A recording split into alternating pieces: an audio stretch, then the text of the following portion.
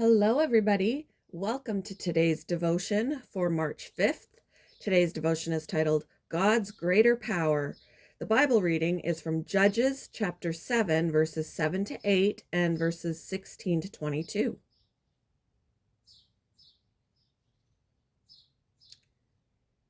Sorry, hold on, it's not loading. It's not loading. Hold on. It doesn't want to load, so I am resorting to reading it right out of my Bible. So, Judges chapter 7, verses 7 to 8. So, the Lord told Gideon, "With these 300 men, I will rescue you and give you victory over the Midianites. Send all the others home."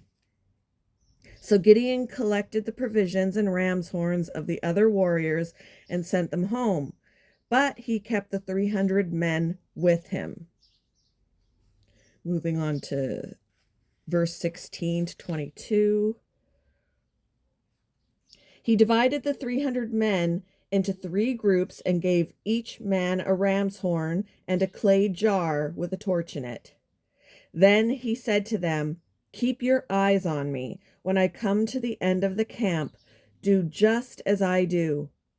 As soon as I and those with me blow the ram's horns, blow your horns too, all around the entire camp, and shout, 'For the Lord and for Gideon.'"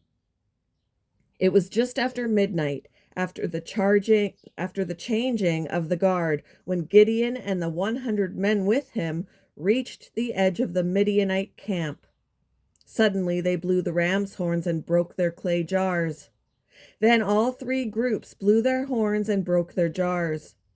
They held the blazing torches in their left hands and the horns in their right hands, and they all shouted, "A sword for the Lord and for Gideon." Each man stood at his position around the camp and watched as all the Midianites rushed around in a panic, shouting as they ran to escape.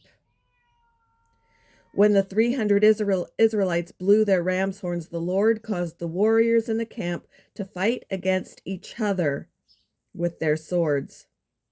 Those who were not killed fled to places as far away as Beth-shittah near Zerera and to the border of Abel Meloah near Tabath.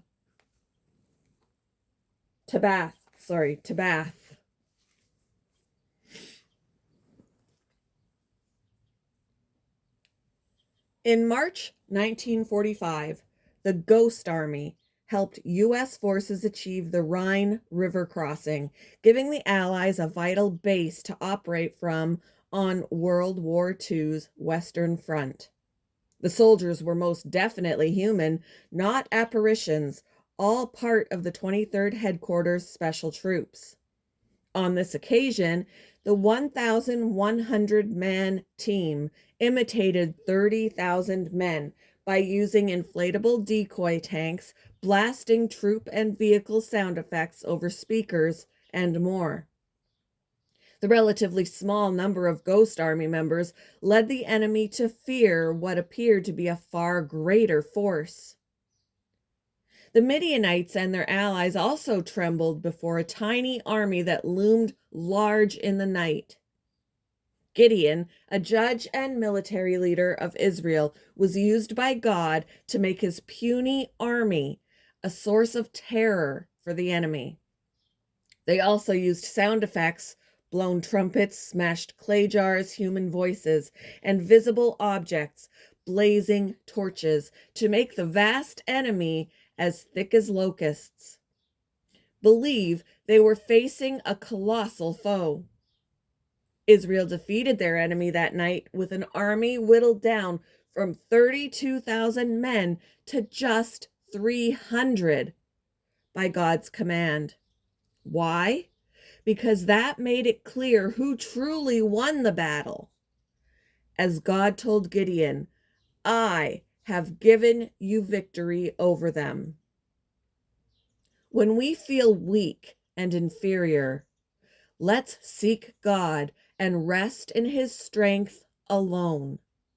for his power is made perfect in our weakness. What big foes or challenges are you facing? How can you rest in God's power as you confront them? Thank you for joining me for today's devotion, and I hope you all have a wonderful day.